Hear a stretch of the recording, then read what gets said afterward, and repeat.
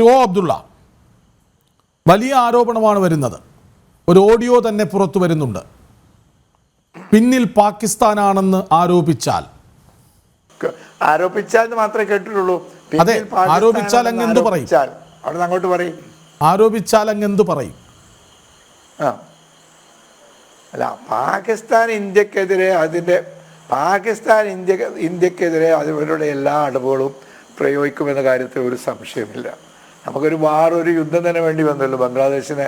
അവരുടെ ആ സ്വാതന്ത്ര്യ സമര പോരാട്ടത്തിൽ ഇന്ത്യയുടെ എത്ര ഭടന്മാരെയാണ് നമുക്ക് നഷ്ടപ്പെട്ടത്, എത്രമാത്രം രക്തമാണ് ചിന്തേണ്ടി വന്നത്. പാകിസ്ഥാനും ഒരു മതസ്ഥരാണ് എന്ന കാരണത്താൽ കിഴക്കൻ പാകിസ്ഥാൻ, പിന്നെ പശ്ചിമ പാകിസ്ഥാൻ, ഈ രണ്ട് പേരിൽ അറിയപ്പെട്ടതായ ഒരു മതവിശ്വാസത്തിൻ്റെ ആൾക്കാരാണ് എന്നല്ല, സാംസ്കാരികമായോ ഭാഷാപരമായോ അതിർത്തിപരമായോ അവർ തമ്മിൽ എന്ത് ബന്ധമുള്ളത്?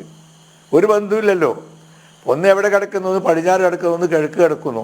അതുകൊണ്ട് പാകിസ്ഥാൻ്റെ താല്പര്യങ്ങൾ അവിടെ ഇന്ത്യയെ തകർക്കുക എന്നതിൽ തീർച്ചയായും അവരതിനുവേണ്ടി ശ്രമിക്കും. അതിനെ നേരിടുക എന്നുള്ളത് നമ്മളെ ജോലിയാണ്. നമ്മൾ നേരിടുന്നുണ്ട്. അവർക്കൊന്നും ചെയ്യാനും കഴിയില്ല അക്കാര്യത്തിൽ. അതല്ല പ്രശ്നം. ആഭ്യന്തരമായി അങ്ങനെ ഉണ്ടല്ലോ, ഒരു ദേശീയത വളർത്തിയെടുക്കാൻ അവർക്ക് ഇതുവരെ കഴിഞ്ഞില്ല. ബംഗ്ലാദേശ് സംഭവങ്ങളെ അടുത്ത് നിരീക്ഷിച്ചാൽ മനസ്സിലാക്കാവുന്ന പോലെ ഷെയ്ഖ് മുജീബുർ റഹ്മാൻ്റെ ആ ഒരു കാലഘട്ടം കഴിഞ്ഞു.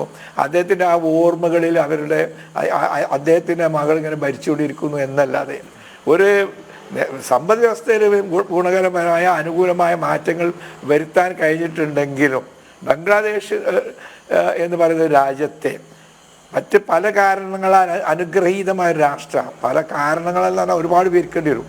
ആ രാജ്യത്തെ ഒരു ലീഡിങ് നേഷനാക്കി മാറ്റിയെടുക്കുന്നതിൽ ബന്ധപ്പെട്ടവർ പരാജയപ്പെട്ടു. എത്രത്തോളം എന്ന് പറഞ്ഞാൽ സക്കാത്തിന് വേണ്ടിയുള്ളത് റമദാൻ മാസത്തിൽ കൊടുക്കുന്നതായ സംഭാവന ഞാൻ നേരത്തെ പറയാതിരുന്നതാണ്. ആ ഒന്നിന് വേണ്ടി തിക്കും തിരക്കും കൂടിയിട്ട് ഇത്ര ആളുകളാണ് മരിച്ചത്. ഇന്ത്യയിൽ എത്ര മുസ്ലിം രാജ്യങ്ങളുണ്ട്, അവിടെയൊക്കെ സക്കാത്ത് കൊടുക്കുന്നുണ്ട്. എന്നാൽ ഇങ്ങനെ തിക്കും തിരക്കും കൂടിയിട്ട് മനുഷ്യന്മാർ മരിക്കുന്നതിന് മുമ്പ് ബംഗ്ലാദേശ് നല്ലതുണ്ടോ? അതാ ഞാൻ പറഞ്ഞത്. ആദ്യം ഗൾഫ് രാജ്യങ്ങളിൽ എല്ലാവിധ ഈ തരികിട ജോലികൾക്കും അവരാണ് മുന്നോട്ട് ഇറങ്ങുന്നത്.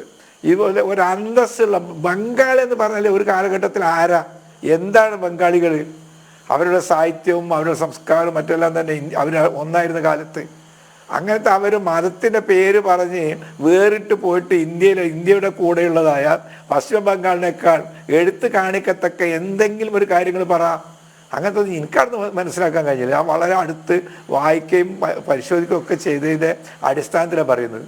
എടുത്തു പറയത്തക്ക യാതൊന്നും, എടുത്തു പറയത്തക്ക ഒരു സാഹിത്യം കൃതി, ഒരു കല, അതുപോലത്തെ മറ്റെന്തെങ്കിലും ഒന്നും ഈ ബംഗ്ലാദേശിൻ്റെതായിട്ടില്ല. എന്നാണ് എൻ്റെ അനുഭവം.